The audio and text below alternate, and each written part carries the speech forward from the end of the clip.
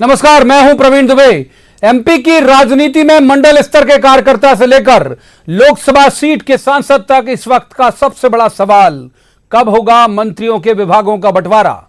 जो कहा जा रहा है, क्या वाकई कैबिनेट के विस्तार की तरह विभागों को लेकर भी सिंधिया की च्वाइस पर फंसा है पेंच? कहां उलझ गई है रील?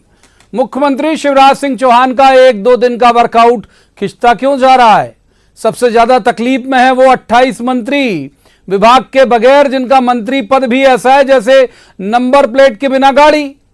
बाकी चुनावी तैयारी में जुटी बीजेपी में हर दिन एक सीट पर वर्चुअल रैली हो रही है और हर दिन अपने वादे के मुताबिक मुख्यमंत्री शिवराज सिंह चौहान पूर्व मुख्यमंत्री कमलनाथ से किसानों के कर्ज माफी के मुद्दे पर एक सवाल कर रहे हैं। आज मुरैना जिले की अंबा सीट का नंबर था और 5वां सवाल शिवराज का। कमलनाथ बताएं कि कांग्रेस अध्यक्ष राहुल गांधी की घोषणा पर भरोसा करके जिन किसानों ने कर्जा नहीं भरा उन्हें आपने धोखा क्यों दिया? शिवराज कमलनाथ से सवाल कर रहे हैं और कांग्रेस शिवराज से पूछ रही है कि विभाग क्यों नहीं बांट पा रहे श्रीमान आप अब तक। आज अनूपपुर पहुंचे पूर्व विधानसभा अध्यक्ष एनपी प्रजापति ने पूछा कि इतनी देरी क्यों, मलाई सही नहीं बंट पा रही है क्या? दिलचस्प यह है कि विभागों के बंटवारे पर अब बीजेपी में भी सब्र का बांध टूटने लगा है।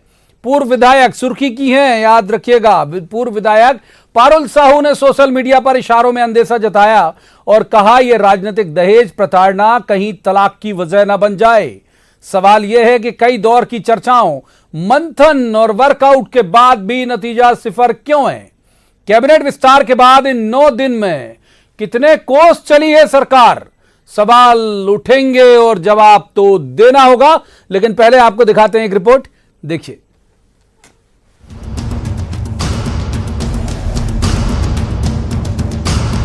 कल को आदर्श आचार संहिता लग जाएगी, क्या करोगे?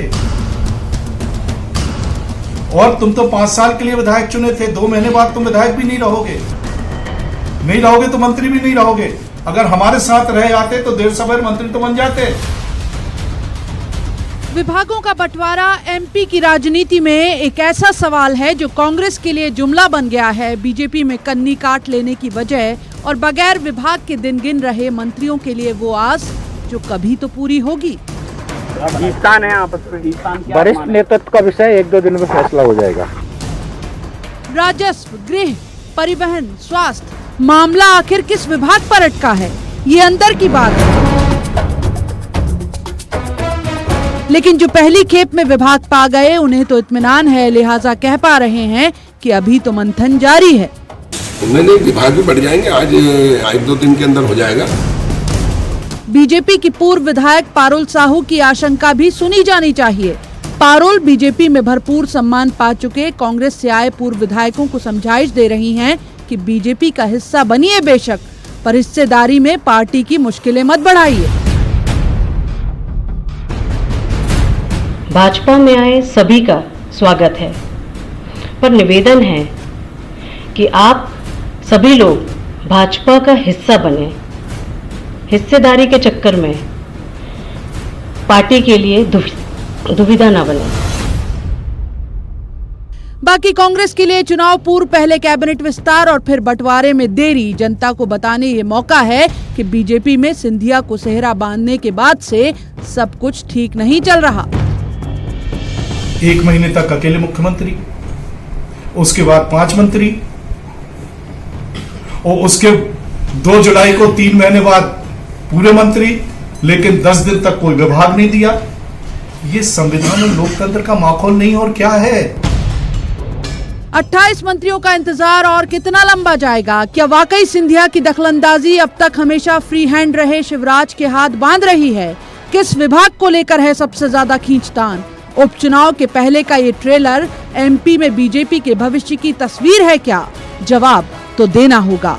Bureau report, news 18, Madhya Pradesh, Chhattisgarh.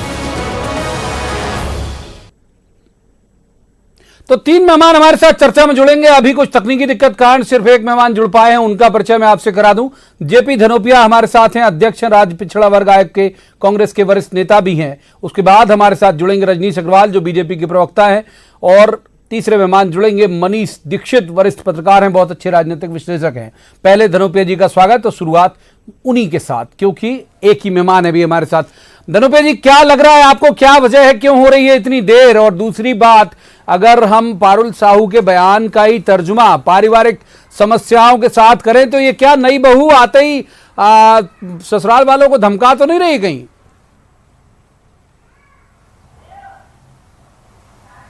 नहीं, देखिए प्रवीण जी, वास्तविकता यह है कि मध्य प्रदेश में ये बेमेल सरकार है। ये इसे कोalition की गवर्नमेंट कहा जाए तो कोई अतिशयोक्ति नहीं होगी। आखिर सिंधिया गुट के जो लोग हैं, 14 जो लोग हैं, विधायक नहीं है, मंत्री हैं। 22 लोगों को सपोर्ट करने की बात सपोर्ट तब होता है जब विधायक होते हैं। ये बेमेल है, मतलब अवैधानिक रूप से है, ये संवैधानिक सरकार नहीं है।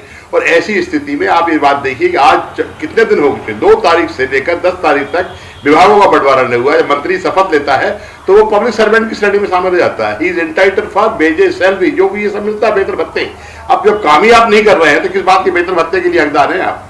क्योंकि मध्य प्रदेश के मुख्यमंत्री शिवराज सिंह चौहान से कमजोर, असहाय है, कुछ सिंधिया जी के सामने बोनस साबित हो रहा है। मैं पहले सिंधिया जी को अंडर एस्टिमेट करता था, मुझे लगता था कि शायद भाजपा में गुम जाएंगे, लेकिन मुझे लग रहा है कि भाजपा को उन्होंने कैप्चर कर लिया है। भाजपा पर भारी हो चुके हैं। आज भारतीय जनता पार्टी का अस्तित्व खत्म हो गया है। जो भाजपा के लोग कहते थे ना कि कांग्रेस मुक्त भारत बना देंगे, आज मैं कहता हूं कि उन्होंने भाजपा को कांग्रेस युक्त कर दिया है। आज ये हालात है, इस बात की नहीं। आज से 4 दिन पहले भी ये बात हुई थी। उन मुख्यमंत्री जी ने कहा कि दिल्ली से आया हूं, 1 दिन और लगेगा, वर्कआउट करूंगा। वर्कआउट होता क्या है जी? वर्कआउट होता है किसी हिसाब का करना, लेन देन करना, डिपार्टमेंट देखना, किस डिपार्टमेंट में क्या आमद है, क्या खर्चे, क्या लग रहा है आपको, क्यों हो रही देर? क्या एक्शन करना चाह रहे हैं, क्या इनका उद्देश्य क्या है? मुझे तो ऐसा लगता है हिसाब किताब नहीं हो रहा है, सेटल नहीं हो पा रहा है, बंटवारा नहीं हो पा रहा है। जो ऑक्शन की स्थिति होती है, ये डिपार्टमेंट आपको देंगे, इसमें आपको मिलेगा, हिसाब करने को, क्योंकि इनका आने वाला समय तो 3 महीने के बाद निश्चित है कि मंत्री कुछ नहीं रहेंगे। मध्य प्रदेश में भारतीय जनता पार्टी की सरकार का निश्चित से पतन है, ये आप नोट कर लीजिएगा। जनता में आक्रोश है, मध्य प्रदेश के हालात बिगड़े हुए हैं, मध्य प्रदेश में कैसी कैसी घटनाएं हो रही हैं आपके सामने है। मध्य प्रदेश हर तरह से कलंकित अवैधानिक सरकार के रूप में चल रहा है, सरकार है। और शिवराज सिंह चौहान ने कल कहा कि मैं ही सब विभागों का मंत्री हूं, फिर मंत्रिमंडल बनाया क्यों आपने? आप ही बन जाते, बात खत्म हो गई। तो मेरा ये कहना है कि अवैधानिक रूप से चल रहा है, अवैध रूप से चल रहा है, संवैधानिक नहीं है, ना मंत्रियों की संख्या है, ना विधायकों की संख्या है, ना कुछ है। ये तोड़ मरोड़ को बढ़ाई जी। मैं वही आपसे निवेदन कर रहा हूँ, रोज इस बात को बोलते हैं वर्कआउट कर रहा हूँ, आज कर रहा हूँ, तो मैं सवाल, हमें इसमें कोई इंटरेस्ट नहीं है। आप विभागों के काम बांटे नहीं बांटे, लोग काम करें नहीं करें, वैसे भी गिनती के दिन है, लोगों को सिर्फ तमगे दे दिए गए हैं। आप मंत्री, आप राज्य मंत्री, आप ये, अरे भाई आप नियम कानूनों को लेकर ही नहीं चल रहे हैं, इसलिए आपको संविधान की मर्यादा का ध्यान ही नहीं है। विभाग के बिना विभाग के मंत्री भी सामने होता है, एक आध होता है, ऐसा तो नहीं होता। अच्छा, एक बात मुख्यमंत्री आज पब्लिकली खुलासा कर दीजिए धनोपिया साहब, एक बात खुलासा कर दीजिए। जिस तरह की खींचतान चल रही है और ये कहा जा रहा है कि सिंधिया जी की वजह से खींचतान है, तो इतना ही आप लोगों को भी धमकाया था क्या उन्होंने जब वो आपके साथ थे तब? नहीं, धमकाया नहीं था, उन्होंने अपने पारिवारिक परंपराओं का निर्वहन किया था। उन्होंने तो बड़े प्यार से धोखा दिया था। हम लोग समझ में नहीं पाए थे हो क्या रहा है, क्योंकि उनके यहाँ परिणति यही रही है। बहुत पुराना इतिहास है उनका, अपने उन्हें मालूम है किस तरह से लोगों को काम करना है, वो जानते हैं सिंधिया जी। लेकिन इस चीज में इतना जानता हूं कि सिंधिया जी को आज नहीं तो कल पछताना पड़ेगा। और जो लोग 22 उनके साथ जो गए हैं वो कहीं के नहीं रहेंगे, उनके ऊपर वो फार्मूला लागू हो जाएगा, ना यहाँ के रहेंगे ना वहां के रहेंगे, अदर में घूमते रहेंगे। आप मान के चलिए कि 22 के 22 लोग। ठीक है, रजनीश अग्रवाल जुड़ गए हमारे साथ, बीजेपी के प्रवक्ता। स्वागत रजनीश जी का। रजनीश जी के तरफ ही चलते हैं, क्योंकि आज का सारा भार प्रश्नों का उनके ऊपर डालना जरूरी है और मजबूरी भी है हमारी। रजनीश जी, कब होगा विभागों का बंटवारा? ये बहुत इतना बड़ा यक्ष प्रश्न बन गया है कि आप, मैं चाहूंगा कि थोड़ा जवाब दे दें आप, तो कम से कम सहूलियत हो जाए विपक्ष को भी और जनता को भी। देखिए, कानूनी, संवैधानिक, नैतिक तौर पर तो निश्चित तौर पर मुख्यमंत्री शिवराज सिंह चौहान जी इस प्रश्न का जवाब दे सकते हैं, लेकिन बहुत जल्द आपके सामने हो सकता है। आपसे चर्चा करते करते भी आपके पास में विभागों के मंत्रियों के दृष्टि से नाम आ जाए, बहुत जल्द आ जाएंगे। आज माननीय प्रधानमंत्री जी रीवा का एक जो सबसे बड़ा सौर ऊर्जा का उपकरण है उसको समर्पित कर रहे थे देश के लिए, और उसके कारण निश्चित तौर पर देरी हुई है। और आने वाले किसी भी समय आपको विभागों के बंटवारा देखने सुनने को मिल जाएंगे। मैं अभी सुन रहा था आदरणीय धनोपिया जी को, लूट, मलाई, सौदा, खरीदी, ये सेठ कमलनाथ जी की पार्टी कैसी हो गई है? केवल इसमें धन, लूट, मलाई, केवल यही चर्चा चलती रहती है, लगातार केवल यही चर्चा है। अरे नए साथी भी जुड़े हैं, पुराने साथी भी भारतीय जनता पार्टी के हैं, उनकी योग्यता, अनुभव, रुचि, अभिरुचि, तमाम प्रकार के पक्ष देखते हुए मुख्यमंत्री जी फैसला कर रहे हैं। 2-5 दिन लेट हो जाए लेकिन ठीक हाथों में ठीक अनुभव की दृष्टि से, योग्यता की दृष्टि से विभाग जाए तो क्या बुराई है। जनता को गवर्नेंस चाहिए, जनता को डेवलपमेंट तेज गति से चाहिए और वो हम नहीं, मैं एक सवाल कर रहा हूं। आपने कहा लिस्ट आने वाली, हमारी भी खबर यही है कि लिस्ट जल्दी आने वाली है, लेकिन रजनी जी एक सवाल ले लीजिए सर, एक सवाल तो ले लीजिए, एक सवाल मेरा ले लीजिए, ये कांग्रेस के आरोप के अलावा मैं अपनी जिज्ञासा दर्शकों का जो मर्म है वो लेके आता हूं दिन भर इकट्ठा करके। रजनी जी सुन लीजिए, वो ये है कि 22 MLA उनके पास हैं, उनके अपने कहे जाएं तो 16 और ये जो बाकी के बराती और जुड़ गए तो 22 हो गए। वो 60-40 का रेशो क्यों मांगना चाहिए उन्हें, जबकि आपकी तो संख्या बल ज्यादा है और आप, मेरी जानकारी जो है वो दुनिया की सबसे बड़ी पार्टी हो आप, तो आप मोहताज भी नहीं हो किसी एक लीडर की। देखिए पूरा 100% भारतीय जनता पार्टी का है, कोई अब बाहर का किसी गठबंधन की सरकार नहीं है, केवल भाजपा के कार्यकर्ता हैं, इसलिए 100% भाजपा है, कोई इफ एंड बट नहीं है, ना कोई रेसो है, ना किसी प्रकार का सौदा समझौता है। और मैंने कहा ना, मंत्रिमंडल का जब विभागों का बंटवारा होगा तो आप सबके सामने आ जाएगा। ये गवर्नेंस देने वाली सरकार है, डेवलपमेंट देने वाली सरकार। मैंने कहा था कि 15 साल सरकार रही, 13 साल मुख्यमंत्री शिवराज सिंह चौहान जी रहे। लोकायुक्त, कोर्ट, ईओडब्ल्यू, ठीक है, जाना मैं हालांकि धनोपे के पास चाह रहा था, लेकिन चलेंगे। मनीष दीक्षित तीसरे मेहमान हमारे साथ जुड़ गए और कई बार उनके साथ मुश्किल हो जाती है, वो कुछ तकनीकी दिक्कत आ जाती है। मनीष जी का रुख करूंगा, रजनी जी माफ कीजिए, रोक लेता हूं मैं, अभी पर्याप्त वक्त है, हम आगे चलेंगे। मनीष जी से पहला सवाल। मनीष जी, जल्दी आने वाली लिस्ट, ये तो संभावना है भी और लंबे वक्त से हो सकता है कि जो चल रहा है इंतजार वो आपसे थोड़ी देर बाद खत्म हो जाए, लेकिन ये जो चला पूरा एपिसोड, और जो मैंने सवाल रजनी जी से किया था आपसे भी करूंगा कि 22 MLA लेके आए, 16 उनके अपने, बाकी के बराती, और फिर इतना बड़ा हिस्सा लॉइन शेयर क्यों मांगना चाहिए उनको। सिंधिया जी की बात कर रहा हूं मैं। मध्य प्रदेश के इतिहास में ये अपने आप में बड़ा युवा हुआ है। 22 लोग तो हैं, बट उनका जो पूरा जो दल है वो 16 लोगों का है। अब आप देखिए 16 में से उन्होंने कितने मंत्री बना लिए, और जो ये पॉलिटिकल बार्गेनिंग चल रही है, मैं तो इसको पॉलिटिकल बार्गेनिंग इसलिए कह रहा हूँ कि हम सबको दिख रहा है। आप देखिए 3 दिन पहले जब मुख्यमंत्री दिल्ली से आए थे, उन्होंने कहा मैं वर्कआउट करूंगा, शाम को लिस्ट निकल आएगी। तो मुख्यमंत्री ने भी सोचा होगा कि जो जिसको बोलते हैं कि बर्फ थोड़ी पिघल गई होगी दोनों तरफ, बट वो बर्फ पिघली नहीं है, और एक अड़ियल स्वभाव के चलते मतलब जो देखने में आ रहा है उनको, क्योंकि कहीं ना कहीं तो कोई पड़ा है किसी चीज पे, या विभागों पर, या कौन सा विभाग चाहिए, क्योंकि यही बात के बाद से आ रही, जो जिन लोगों ने 11 दिन पहले 10 दिन पहले मंत्रिमंडल की शपथ ली है, उसमें से कई लोग जो है वल्लभ भवन के चक्कर लगा रहे हैं, कुछ अपने क्षेत्र में लौट गए कि भैया पता नहीं क्या हो रहा है। पारुल साहू ने एक बयान दिया था, प्रवीण जी अगर आपने ध्यान दिया हो, मुझे भी ये लगता है कि भारतीय जनता पार्टी, हम चला रहे हैं उसे, आप थोड़ा देर से जुड़े है ना, 107 विधायक भारतीय जनता पार्टी के साथ में, फिर ये भारतीय जनता पार्टी ब्लैकमेलिंग क्यों सह रही है, मुझे ये समझ नहीं आ रहा। इसका जो रिपरकेटिव इफेक्ट हो रहा है, वही सवाल में लेके गया था मनीष जी। बिल्कुल, एक बार रुक कर लेते हैं जेपी धनोपिया जी का। जेपी धनोपिया साहब भी हमारे साथ जुड़े हुए। धनोपिया साहब, लिस्ट थोड़ी देर में आ जाएगी, अब कोई नया आपको मुद्दा तलाशना पड़ेगा कि इनको आगे कर दिया, उनको पीछे कर दिया। ये आपकी जो जिज्ञासा, जो आरोप है, वो खत्म होने वाला है अब से थोड़ी देर बाद। प्रवीण जी, सवाल जिज्ञासा का नहीं है, बार बार मेरे मित्र बोल रहे हैं सरकार है सरकार है। अरे 22 लोग तो विधायक ही नहीं है, आप कैसे उनको मान के चल रहे हैं सरकार में? 14 जो मंत्री बनाए वो तो विधायक ही नहीं है, कैसे मान के चल रहे सरकार? ये सौदेबाजी की सरकार है, सौदा हुआ है और सौदा के परिणाम के तरह भी इनको जो क्या उनको सलाम करना पड़ रहा है, मंत्री बनाना पड़ रहा है। वो 14 मंत्री 3 महीने अपने क्षेत्र विधानसभा में रहेंगे, क्या विभाग का काम करेंगे, कहां जाएंगे, क्या उनकी निश्चितता है? ये सौदेबाजी है। और एक बात और बता दूं, क्यों ये झुकना पड़ रहा है भाजपा को? इसलिए झुकना पड़ रहा है कि आज की तारीख में उपचुनाव तो होना ये तय है। अगर मान लीजिए 14 लोग या 16 लोग या 22 लोगों में से कुछ लोगों ने घोषणा कर दी और वो अगर बाकी मुन्ना कन्फ्रेंस कर दिया कि हाँ साहब हम पिके थे, हमें ये बात मिला था, हमारे साथ ये हुआ था, तो भाजपा चारों खाने चित हो जाएगी। उस डर में सौदेबाजी हो रही है, उसके लिए दबाव बना हुआ है, उसी कारण हो रहा है। वरना जो लोग इंटाइटल नहीं है मंत्री बनने के, जो विधायक नहीं है, वो कैसे दबा सकते हैं? इसलिए कि उनके हाथ में इनकी नकेल पड़ी हुई है, इनके जो काले कारनामे हैं उनके पास छिपे हुए हैं, और वो खोलने की डर से ये लोग समझौता कर रहे हैं, समझौता ही बने हुए हैं। ठीक है, रजनीश अग्रवाल जी का रुख करते हैं। रजनी जी, आपके जुड़ने से पहले कुछ जब तकनीकी दिक्कत थी, आप जुड़ नहीं पाए थे, तो पारिवारिक उदाहरण दिए गए, पारिवारिक माहौल हो गए दोनों तरफ से। धनुप्रिया जी ने भी कहा, मैंने भी कहा, पारुल साहू ने भी कहा था। उसी पारिवारिक उदाहरण को प्रतीक के तौर पर इस्तेमाल कर रहा हूं, शब्द पर मत जाइएगा। जब कोई नई बहू आ जाती है, ससुराल में धमकाने वाले अंदाज में रहती है, तो घर के बड़े बुजुर्ग अंदाज लगाते यार ये मायके में भी वैसी रही होगी। तो ऐसा कुछ भाव तो नहीं आ जाएगा कि जो पूर्व पार्टी है वहां से अगर वो गए तो क्या इसी स्वभाव के चलते तो नहीं कि वो दबाव बहुत बनाते थे? देखिए प्रवीण जी, बहुत स्वाभाविक है, नए साथी कुछ जुड़े हैं तो उनके भी बारे में जानना समझना, उस दृष्टि से विभाग देना, और इसमें कहीं कोई संदेह नहीं। एक तो बात बहुत स्पष्ट हो जाए कि भारतीय जनता पार्टी ज्वाइन की है, कोई बाहर भीतर से समर्थन का मामला नहीं है।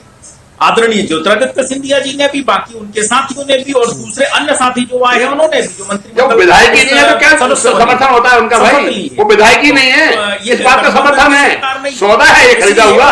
विधायक है क्या वो लोग? विधायक ही नहीं तो ज्वाइन करने से क्या होता है? ये सोनिया गांधी जी के या राहुल गांधी जी के खरीदे गए हैं, टिके हुए लोग हैं वो। समर्थन किस बात का भाई? किस बात को समर्थन करना चाह रहे हैं? नहीं है ये अगर आपकी सरकार काबिल थी तो 15 साल के बाद आपको घर बिठा दिया था। आज 107 एमएलए के साथ भूसा में कब्जा करके बैठ गए। एन के हत्या ली है, आपको सत्ता में रहने का अधिकार नहीं है। सत्ता आपने छीनी है, चोरी की है, डकैती की है, विधायक को खरीदा है, और लोग आज इसीलिए आपको सौदेबाजी कर रहे हैं। तो आपको डर है कि पोल खुल जाएगी। महामहिम राज्य संविधान में ऐसा नहीं लिखा, और तो सारे सारे लोगों को एक्शन करते रहिए, बनाते रहिए मंत्री बनाए महीने के, लाइए 2.10 साल बाद रहिए, करोड़ों कमाइए, धंधा, बिजनेस, व्यापार, केवल यही व्यक्ति है, क्योंकि लुटेरों की पार्टी है। अगर मान ये लिस्ट आ गई तो फिर होगा क्या? एक बार मनीष दीक्षित, दोनों को रोकूंगा, माफ कीजिए, दोनों पॉलिटिकल मेहमानों को रोकूंगा, अपने जो पॉलिटिकल गेस्ट हैं उन्हें रोकूंगा। मनीष जी का रुख करते हैं एक बार मनीष जी का। मनीष जी, ग्वालियर चंबल भाजपा की बहुत समृद्ध विरासत वाला इलाका है, तो मोहताज क्यों पार्टी एक नेता के लिए आपको लगता है? मुझे भी बड़ा आश्चर्य है इस बात को लेकर। आप देखिए, सिंधिया जी ने जब कांग्रेस छोड़ी तो एक बहुत बड़ा जो इशू आया था सामने, उसमें ये आया था कि साहब हमको तवज्जो नहीं मिल रहा, हम जनसेवा का काम नहीं कर पा रहे, हमारे लोगों की सुनी नहीं जा रही। अब आप देखिए, ये जो लड़ाई थी वो उस टाइम की जो सरकार थी उसमें कि 1/3 हिस्सेदारी उनके और उनके समर्थकों को चाहिए। अब आप देखिए आश्चर्य की बात, क्या वो समर्थकों की संख्या तो है 16 टेक्निकली देखें, और उन 16 में से 80% मंत्री बन गए, और बीजेपी जो है वो सब कुछ सह रही है।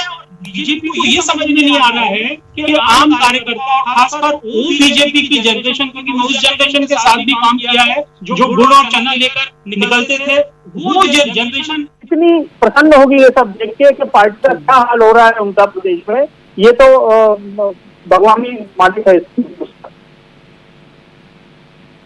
क्योंकि आप देखिए, एक बार रजनीश अग्रवाल जी का रुख करते, दो बहुत महत्वपूर्ण बात मनीष जी ने कही। मनीष जी, आऊंगा आपके पास, आपकी बहुत महत्वपूर्ण बात को लेकर चलता हूं।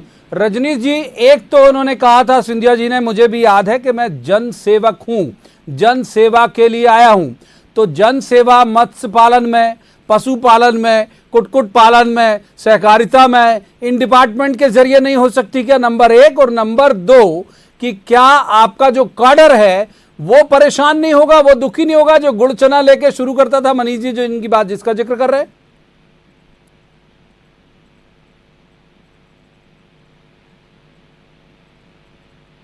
आप लंबे समय से भाजपा को जानते हैं, करीब से देखते हैं, इस पार्टी में कोई अपरिहार्य नहीं होता।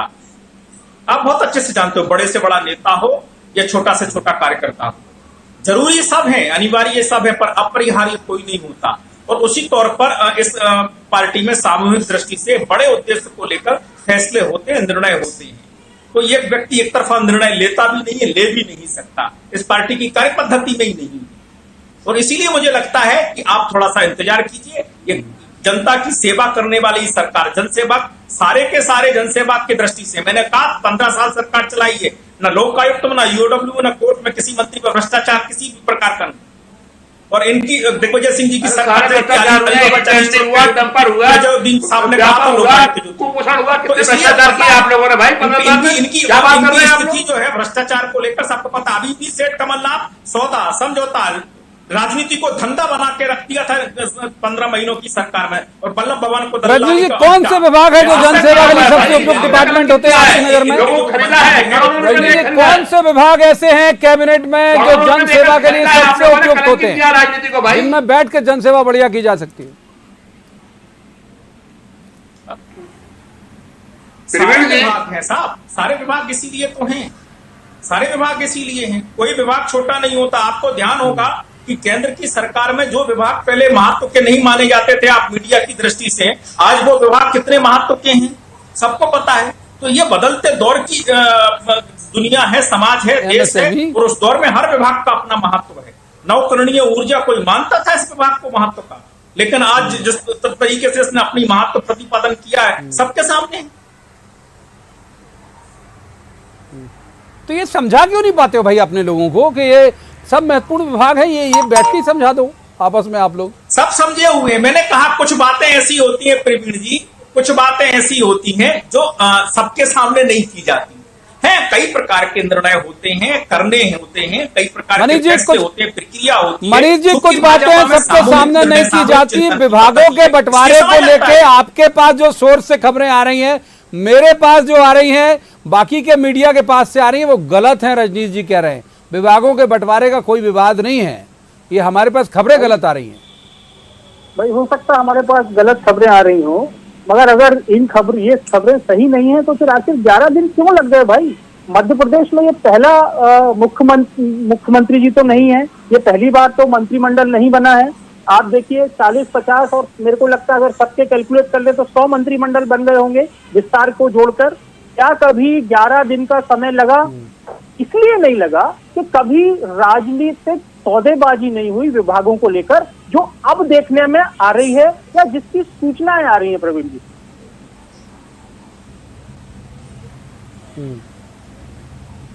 ठीक है, जेपी धनोपिया साहब, आपका एक रिमार्क चाहूंगा मैं इसमें कि मान लीजिए अभी सब डिपार्टमेंट बट गए, तो फिर नया मुद्दा क्या है आपके पास बीजेपी के खिलाफ?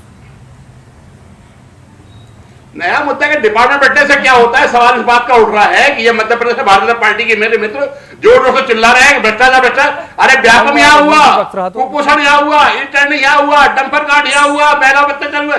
मध्य प्रदेश की सरकार को बदनाम किया, पूरे प्रदेश को कलंकित किया, और कल विकास दुबे वाले मामले में मध्य प्रदेश ने कलंकित कर दिया है। ये लोग किस मुंह से बात करते हैं? नंबर 1 की बेईमान भ्रष्टाचार की पार्टी है, खरीदे हुए लोगों से अवैध रूप से सरकार चला रही है। अवैध लोगों को शामिल करके मंत्री बनाया गया है, करोड़ों में सौदे हुए हैं, और करोड़ों में सौदे होने की परंपरा शुरू करके आगे आने वाले समय में ये परंपरा बन जाएगी कि ना कोई विधायक होगा ना कुछ होगा, पैसा खर्च करेगा और मंत्री बन जाएगा।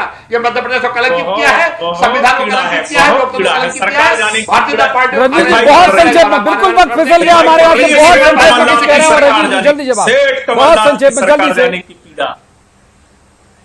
अरे भ्रष्टाचार में डूबे आप लोग भाई। नहीं, मैंने तो बहुत स्पष्ट कहा मंत्रिमंडल के विभागों का बंटवारा बहुत आसानी से बहुत जल्द हो जाएगा, और ये सरकार केवल और केवल विकास और सुशासन बहुत आसानी से बहुत जल्द हो जाएगा। बस इतनी चर्चा की इजाजत हमको वक्त देता है। तीनों मेहमानों का बहुत बहुत शुक्रिया अदा करूंगा मैं, और ये उम्मीद की जानी चाहिए कि बहुत जल्दी विभागों का बंटवारा हो जाए, सारा संतोषजनक हो, असंतोष और नहीं फूटे, क्योंकि कांग्रेस को लगातार मुद्दे मिलते चले जाते हैं, और जो नीचे का भी इनका काडर है वो भी परेशान होता होगा, जाहिर सी बात है। उसे लगता होगा कि ऐसे कुछ, ये जो नई बहू जो शब्द इस्तेमाल हुआ, वो उसके आने से ऐसे परिवार में कुछ असंतोष के से हालात तो नहीं। उम्मीद करते हैं कि शायद बीजेपी इसे थाम ले। तो आज की इस चर्चा में इतना ही। कल किसी खास मसले पर खास पैनल के साथ बैठेंगे और कहेंगे कि जवाब तो देना होगा। तब तक आप देखते रहिए न्यूज़ 18 मध्य प्रदेश छत्तीसगढ़।